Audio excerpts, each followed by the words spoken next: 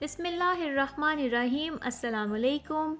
آج میں آپ لوگوں کے لیے لے کے آئی ہوں ربڑی فالودے کی ریسیپی۔ فالودے کو بہت سے طریقوں سے بنایا جاتا ہے، اپنی مرضی کی ٹاپنگز کر کے بنایا جاتا ہے، لیکن میں آپ لوگوں کے لیے اوتھینٹک جو ربڑی فالودہ ہے، جو کہ آپ کو اگر قصور میں کبھی کھانے کا موقع ملا ہو تو جو وہاں پہ فالودہ ملتا ہے، آج میں آپ کو بتاؤں گی کہ آپ گھر میں آسانی سے اس کو کیسے بنا سکتے ہیں۔ تو اس کے لیے ہمیں 3 مین چیزیں چاہیے، جو کہ ہے فالودے کی جو سوئیاں ہوتی ہیں وہ، اور ہمیں چاہیے ربڑی، اور ہمیں چاہیے شوگر سرپ، یا آپ اس کو شیرہ بھی کہہ سکتے ہیں۔ تو سب سے پہلے ہم اس کی سوئیاں تیار کریں گے۔ اس کے لیے میں نے لیا ہے 1 کپ کارن فلور اور 2 کپ پانی لیا ہے، اور اس میں 1 ٹیبل سپون ڈالی ہے چینی۔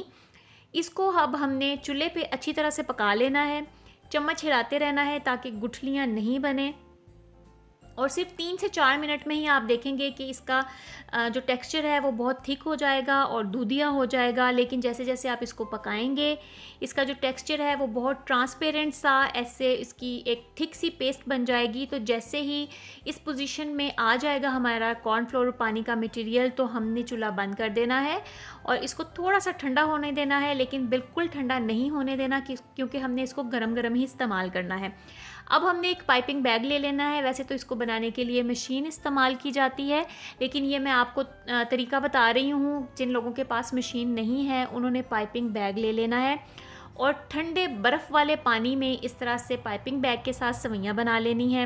اگر آپ کے پاس پائپنگ بیگ بھی نہیں ہے تو آپ کوئی بھی دودھ والا پیکٹ، جس میں بازار کا دودھ آتا ہے، پلاسٹک کے جو پیکٹس ملتے ہیں، ان کو دھو لیں اچھی طرح سے، اس کو اندر سے خشک کر لیں، اور اس میں یہ مٹیریل ڈال کے اور سائڈ پہ تھوڑا سا سوراخ کر کے بھی سوئیاں بنا سکتے ہیں۔ بس آپ نے اس چیز کا خیال رکھنا ہے کہ جو پانی ہے برف والا وہ بہت زیادہ یخ ٹھنڈا ہونا چاہیے، اور جو ہمارا ہم نے کارن فلور کا جو مٹیریل تیار کیا ہے اس کو ہم نے نیم گرم حالت میں ہی استعمال کرنا ہے، کیونکہ وہ ٹھنڈا ہونے پہ بہت زیادہ ہارڈ ہو جائے گا اور اس کی سوئیاں نہیں بنے گی۔ اب اس کو ہم نے سائڈ پہ رکھ دینا ہے۔ اسی طرح آپ اس کو فریج میں رکھ دیں، اور ہم دوسری اپنی چیزیں بنانا شروع کرتے ہیں۔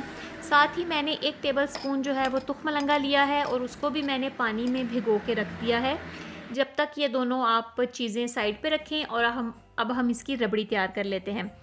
اس کی ربڑی کے لیے میں نے 1.5 لیٹر دودھ لیا ہے، چونکہ گھر میں بن رہا ہے، زیادہ بڑے لیول پہ نہیں بن رہا، تو 1.5 لیٹر جو دودھ ہے وہ بہت ہے۔ اس سے آپ آسانی سے 5 سے 6 گلاس یا 5 سے 6 چھوٹی پیالیاں جو ہوتی ہیں وہ فالودے کی تیار کر سکتے ہیں اس مٹیریل سے، جو آپ کو میں کوانٹیٹیز بتا رہی ہوں۔ اب ہم نے چمچ ہلاتے جانا ہے، اور دودھ کو ہم نے تھوڑا سا ابال آنے دینا ہے۔ اس کے بعد یہ میں اس میں ڈال رہی ہوں کھویا۔ 1.5 لیٹر دودھ کے لیے میں نے تقریباً 200 سے 250 گرام جو ہے وہ کھویا لیا ہے۔ ہم نے دودھ میں کھوئے کو اچھی طرح سے مکس کر لینا ہے، اور میک شور کریں کہ آپ جس برتن میں یا کڑاہی میں یہ بنا رہے ہیں اس کا ربڑی، دودھ کی ربڑی، اس کا جو پیندہ ہے وہ تھوڑا موٹا ہونا چاہیے۔ اب ہم نے مسلسل چمچ ہلاتے رہنا ہے، اور ہم نے اس کو دودھ کو اپنے کو پکا لینا ہے۔ جیسے ہی ہمارا جو دودھ ہے وہ اپنی کوانٹٹی میں تقریباً ہاف ہو جائے گا، تو اس میں میں نے شامل کیے ہیں تقریباً 4 ٹیبل سپون کے قریب چینی۔ آپ اپنی ٹیسٹ کے مطابق یا چکھ لیں اور چینی کو کم یا زیادہ کر سکتے ہیں۔ چینی ڈالنے کے بعد بھی تقریباً کوئی 10 منٹ یہ پکا ہے، اور یہ دیکھیں یہ اس پوزیشن پہ پہنچ گیا ہے۔ آپ اس کا ٹیکسچر دیکھ لیں، اس کا کلر دیکھ لیں، جو ربڑی ہے وہ ہماری تیار ہو گئی ہے۔ اس سے زیادہ ہم نے ربڑی کو پکانا نہیں ہے۔ آپ دیکھیں کہ کس طرح سے اس میں ببل آ رہے ہیں، اور اس پوائنٹ پہ ہم نے اپنا جو چولہا ہے وہ بند کر دینا ہے، ربڑی کو ایک سائڈ پہ رکھ دینا ہے، اور اب ہم اپنا شیرہ بنا لیتے ہیں۔ شیرہ بنانے کے لیے میں نے جو ہے وہ 1 کپ چینی لی ہے، اور 1 کپ ہی میں نے پانی لیا ہے، اور اس میں نے ڈالی ہے 1 الائچی۔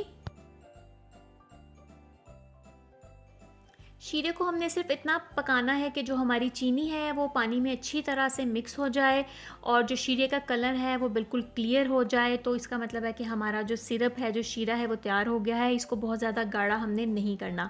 اب ہم نے اپنی جو ربڑی ہے اس کو اچھی طرح سے ٹھنڈا کر لینا ہے۔ بہتر تو یہی ہے کہ آپ 5 سے 6 گھنٹے اس کو فریج میں رکھیں تاکہ یہ اچھی طرح سے ٹھنڈی ہو جائے۔ تو اس کو اب میں آپ کو بتاتی ہوں کہ ہم نے ساری چیزیں کیسے اسیمبل کرنی ہے۔ ربڑی کی آپ پوزیشن دیکھ لیں ٹھنڈے ہونے کے بعد کس طرح سے یہ ہو گئی ہے۔ اس میں کلفی نہیں جاتی، صرف ربڑی ہٹ جاتی ہے، اس لیے جو ربڑی ہے اس کو بہت زیادہ تھک رکھا جاتا ہے۔ تخم لنگا ہے، شوگر سرپ ہے یا شیرہ کہہ لیں، کٹی ہوئی برف لی ہے اور جو ہماری سوئیاں ہیں وہ لی ہیں۔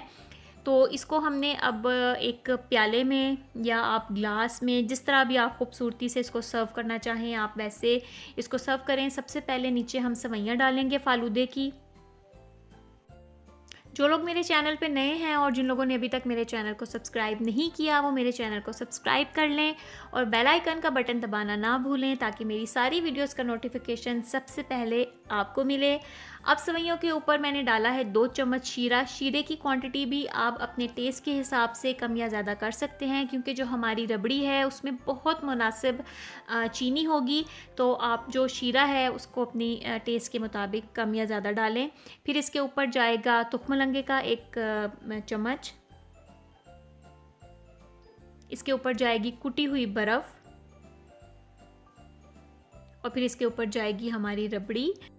اسی طرح ہم نے سٹیپ بائی سٹیپ جو ہے وہ اس کے اوپر چیزیں ڈالنی ہیں۔ آپ جس بھی ڈش میں سرو کرنا چاہتے ہیں، باؤل میں یا خوبصورت سے گلاس میں فالودے کو سرو کریں اور اس کی لیئرنگ آپ اپنے حساب سے کم یا زیادہ جیسے بھی کرنا چاہیں کریں۔ اس ریسیپی کو ضرور ٹرائی کریں اور مجھے اپنا فیڈ بیک ضرور دیں۔ پھر حاضر ہوں گی آپ کے لیے ایسی ہی کوئی مزیدار سی ریسیپی لے کر، تب تک کے لیے اللہ حافظ۔